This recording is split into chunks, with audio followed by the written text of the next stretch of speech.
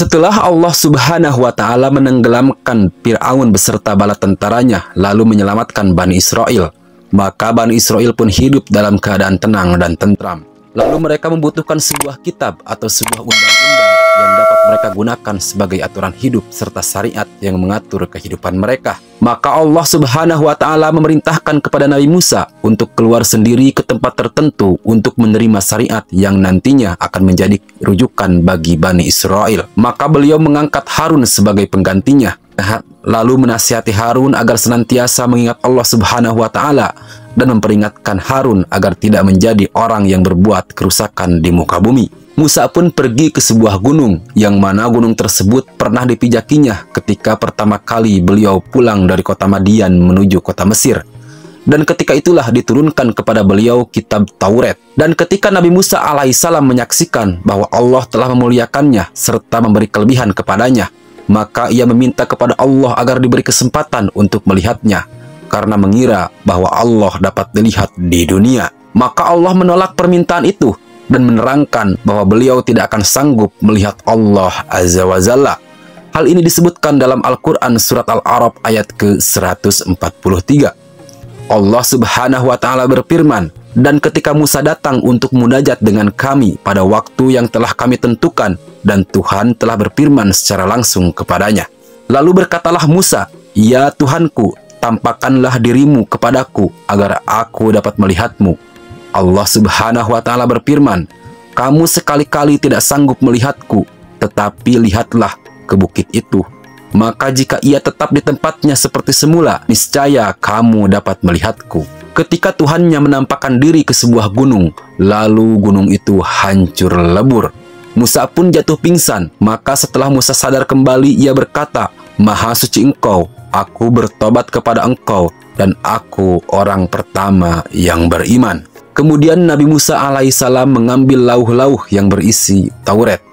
Di dalam kitab itu terdapat nasihat atau hukum-hukum untuk mengatur kehidupan Bani Israel. Di sisi yang lain, sepeninggal Nabi Musa alaihissalam, ternyata Bani Israel telah disimpangkan oleh seorang yang bernama Samiri. Ia mengumpulkan perhiasan dari emas, lalu membuatkan patung yang berongga dalam bentuk anak sapi, di mana jika angin masuk ke dalamnya dari lubang yang satu dan keluar dari lubang yang lain, maka akan keluar suara yang mirip suara anak sapi. Lalu Samiri memberitahukan kepada Bani Israel bahwa itu adalah Tuhan mereka dan Tuhannya Musa. Akhirnya Bani Israel percaya dan menyembah patung tersebut, lalu meninggalkan untuk menyembah Allah Azza wa Jalla. Maka Nabi Harun menasihati dan mengingatkan mereka, tetapi mereka tetap saja di atas kebodohan itu, tidak sadar dan tidak memperhatikan nasihat Harun alaihissalam.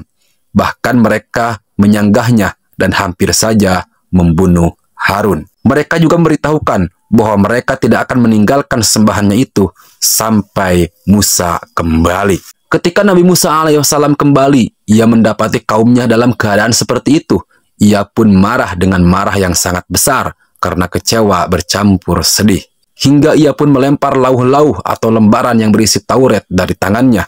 Lalu ia mendatangi Harun, memegang kepala dan janggutnya sambil menarik dan berkata, "Wahai Harun, apa yang menghalangi kamu ketika kamu melihat mereka tersesat, sehingga kamu tidak mengikuti aku? Apakah kamu telah sengaja mendurhakai perintahku?" Quran Surat Toha ayat ke-92 dan 93. Harun pun berkata, "Wahai putra ibuku, janganlah kamu megang janggutku dan jangan pula kepalaku. Sesungguhnya aku khawatir bahwa kamu akan berkata kepadaku, 'Kamu telah memecah antar Bani Israel dan kamu tidak memelihara amanatku.'" Beliau juga memberitahukan Nabi Musa bahwa kaumnya hampir saja membunuhnya. Maka Musa pun meninggalkan dan pergi mendatangi Samiri, orang yang membuat patung tersebut, dan bertanya tentang alasannya. Lalu Samiri memberitahukan alasannya. Kemudian Musa membakar patung itu hingga habis dan membuang ampasnya ke dalam lautan. Kemudian Nabi Musa berkata kepada kaumnya, "Wahai kaumku, sesungguhnya kamu telah menganiaya dirimu sendiri karena kamu telah menjadikan anak lembu atau sapi sebagai sesembahanmu.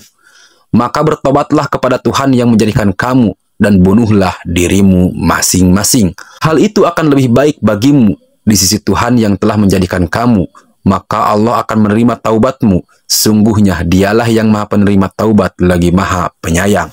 Quran Surat Al-Baqarah ayat ke-54. Kemudian Allah Azza wa Jalla memberitahukan kepada Musa bahwa Harun telah melepas diri dari mereka dan ia telah berusaha keras untuk menjauhkan mereka dari menyembah patung anak sapi. Maka hati Musa pun merasa senang karena ternyata saudaranya tidak ikut serta dalam perbuatan dosa itu.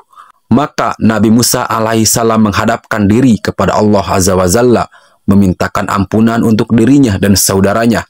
Beliau berkata, "Ya Tuhanku, ampunilah aku dan saudaraku, dan masukkanlah kami ke dalam rahmat Engkau, dan Engkau adalah maha penyayang di antara para penyayang." Quran Surat Al-A'raf ayat ke-151. Kemudian Nabi Musa alaihissalam memilih 70 orang yang terbaik dari kalangan mereka untuk pergi bersamanya ke sebuah tempat yang ditentukan Allah Azza wa Jalla. Pada saat mereka telah sampai di tempat tersebut, mereka malah meminta untuk melihat Allah secara nyata. Maka Nabi Musa pun kembali memarahi mereka.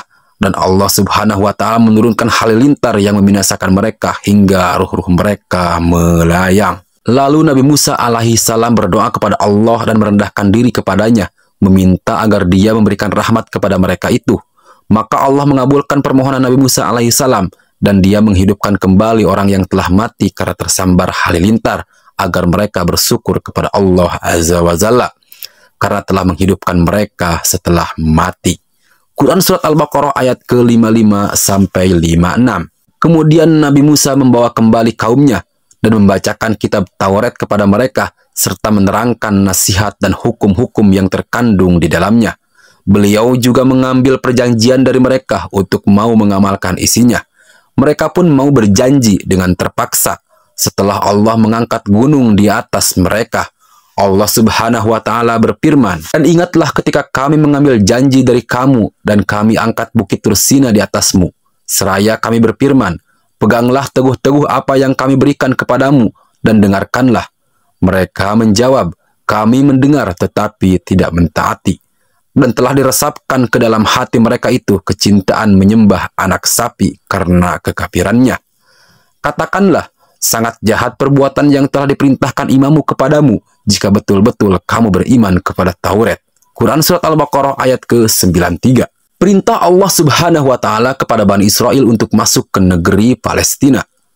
Selanjutnya Allah Subhanahu wa Ta'ala memberikan wahyu kepada Nabi Musa alaihissalam bahwa telah tiba saatnya bagi Bani Israel untuk masuk dan menempati negeri yang diberkahi, yaitu negeri Palestina. Maka Nabi Musa alaihissalam senang mendapatkan wahyu tersebut. Akan tetapi Bani Israel ternyata sebagai orang yang pengecut dan penakut. Mereka berkata kepada Nabi Musa alaihissalam, "Wahai Musa, sungguhnya dalam negeri itu ada 2 orang yang gagah perkasa. Sesungguhnya kami sekali-kali tidak akan memasukinya sebelum mereka keluar dari negeri itu.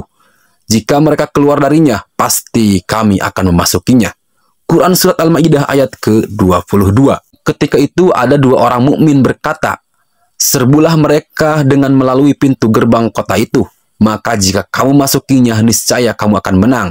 Dan hanya kepada Allah hendaknya kamu bertawakal, jika kamu benar-benar orang yang beriman." Tetapi Bani Israel tetap menolak ajakan atau perintah tersebut. Mereka berkata dengan perkataan yang sangat buruk, "Wahai Musa, kami sekali-kali tidak akan memasukinya selama-lamanya, selagi mereka ada di dalamnya.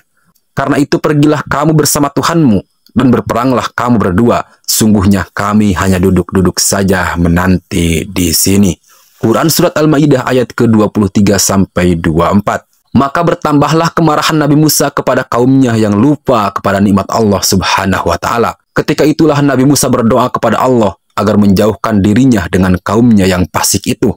Beliau berkata, "Ya Tuhanku, aku tidak menguasai kecuali diriku sendiri dan saudaraku. Sebab itu pisahkanlah antara kami dengan orang-orang yang fasik."